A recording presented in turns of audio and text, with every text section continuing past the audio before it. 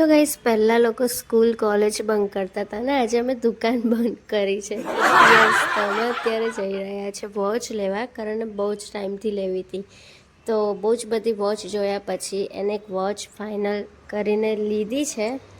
પછી અત્યારે કાલે છે એની બર્થડે, એટલે 24 કલાકે મારી જોડે જ રહે છે, એટલે મારે 10 મિનિટ પણ અલગ જવું હોય ને તો બહુ મહા મુશ્કેલ થઈ જાય છે યાર. તો એવી જ રીતે હું ને ગૌતમી અત્યારે ખાલી નાનું સેલિબ્રેશન કરવાના છે ફ્લાવરથી. તો એક 10 મિનિટ કાઢીને હું ને ગૌતમી ગયા હતા ફ્લાવર લેવા. નાના વરમાળા નથી લેવાની.